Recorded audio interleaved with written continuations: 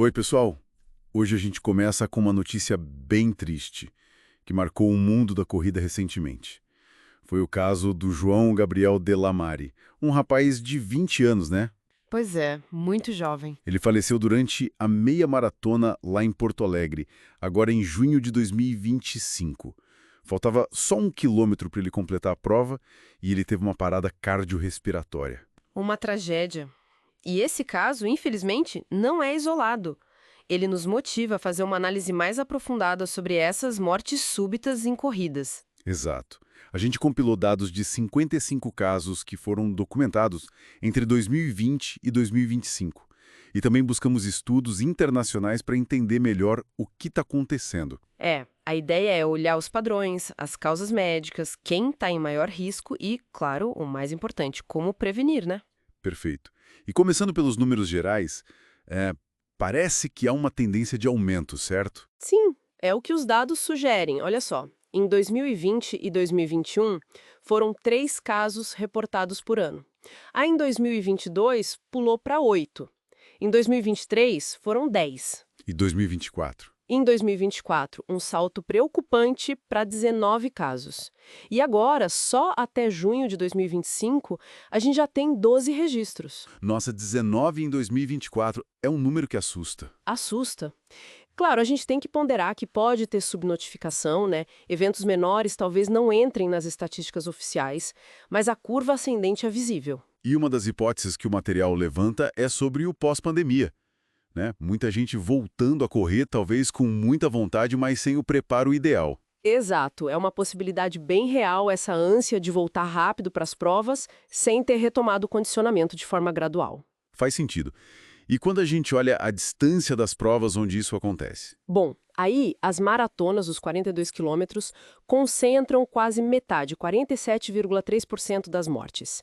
As meias maratonas vêm depois, com 30,9%. Ok, então provas mais longas. Isso, mas é interessante olhar a taxa por 100 mil participantes, sabe?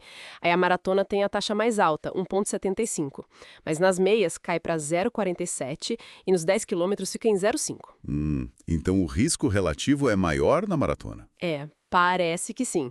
Embora seja sempre um desafio ter o número exato de participantes para calcular essas taxas com precisão total, né? Entendi.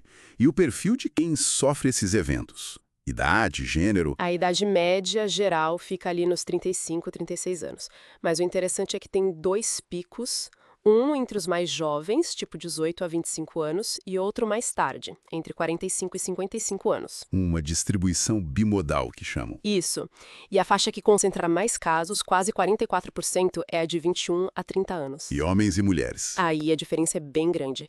Cerca de 80% das vítimas são homens. O risco para eles é de 4 a 6 vezes maior do que para mulheres. Nossa, é muita diferença. Isso sugere o quê? Fatores biológicos, hormonais, talvez até treino mais intenso? É uma combinação, provavelmente. Doença arterial coronariana é mais prevalente em homens de meia idade.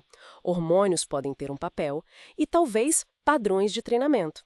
E tem outro padrão importante: o local da prova onde acontece. Ah, o tal efeito fim de prova. Exatamente. Os dados são impressionantes. 76,4%, mais de 3/4 dos colapsos, ocorrem nos últimos 25% do percurso. Uau! Justamente quando o corpo está no limite máximo. É um momento de maior estresse cardiovascular, sem dúvida. E isso conecta com as causas médicas, que variam muito com a idade, como a gente viu nos picos. Certo. Nos mais jovens, abaixo dos 35, o que predomina? Geralmente são problemas cardíacos estruturais congênitos, ou seja, a pessoa já nasceu com eles. A principal é a cardiomiopatia hipertrófica, a CMH. Que é aquele espessamento do músculo do coração. Isso, responde por 25 a 40% dos casos em jovens atletas. Depois vem a cardiomiopatia arritmogênica do ventrículo direito, ou ARVC, que é bem relevante na Itália, por exemplo. E também anomalias nas artérias coronárias e problemas elétricos, as canalopatias. E os mais velhos, acima de 35? Aí o quadro muda. A causa principal, disparado, é a doença arterial coronariana aterosclerótica. O famoso entupimento das artérias. Exato. Responde por 60 a 80% dos casos nessa faixa etária. A CMH ainda aparece, mas bem menos. Isso mostra como a avaliação médica antes de começar a correr precisa ter focos diferentes dependendo da idade, né? Totalmente. Mas, felizmente, nem tudo é notícia ruim. Tem estudos mostrando avanços, né? Sim. O estudo Hasser, por exemplo, acompanhou eventos entre 2010 e 2023. Ele viu que a incidência de paradas cardíacas ficou meio estável, tipo 0,60 por 100 mil participantes. Mas a mortalidade caiu muito, de 71% para 34%. Isso é o resultado direto da melhoria na estrutura médica das provas. Mais DEAs disponíveis. Os desfibriladores. Isso, os desfibriladores externos automáticos e equipes mais bem treinadas para fazer a ressuscitação cardiopulmonar, a RCP, rapidamente. Que notícia boa. Mostra que a intervenção funciona. Funciona muito. E outros estudos, como o SAFER e um registro italiano, também reforçam a importância da prevenção. Como? O SAFER mostrou que triagem online e educação dos corredores reduziram complicações médicas, e na Itália, a triagem obrigatória para atletas diminuiu as mortes por CMH. Então, triagem e educação são chave. E os sinais de alerta? As pessoas costumam sentir algo antes? Olha, cerca de 25% das vítimas tiveram sintomas antes. Coisas como desmaio durante o exercício, dor no peito, palpitação ou uma falta de ar que não parece normal para o esforço. Reconhecer e não ignorar, isso é crucial. Além disso, o ambiente conta, né? Correndo calor, muita umidade. Aumenta o risco, sim. Pode levar a golpe de calor, hiponatremia, e aí entra a importância da organização do evento. Ter DAS bem distribuídos, principalmente no final, a cada 100, 200 metros, e equipes que cheguem rápido, idealmente iniciando o RCP em menos de 3 minutos. Isso faz toda a diferença na sobrevida. Então, resumindo o que a gente conversou, a morte súbita na corrida é rara, felizmente, mas devastadora quando acontece. Exato. Os padrões são claros.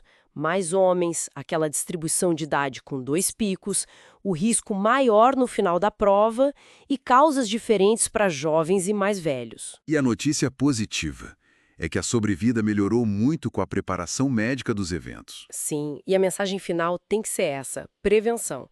Triagem antes de começar, eventos com boa estrutura médica e educação contínua para os corredores e organizadores. São as melhores armas que a gente tem. Para a gente fechar, fica uma provocação. Considerando as limitações dos dados que a gente tem, subnotificação, diagnósticos pós-mortem, que variam, dificuldade de saber o número exato de corredores, será que existem outros fatores, talvez coisas que a gente ainda não entende direito, contribuindo para esses eventos em pessoas aparentemente saudáveis? É uma ótima pergunta. E como que a pesquisa no futuro pode melhorar a coleta de dados para a gente ter um retrato mais fiel e refinar ainda mais as estratégias para evitar essas tragédias? Fica aí para a gente pensar.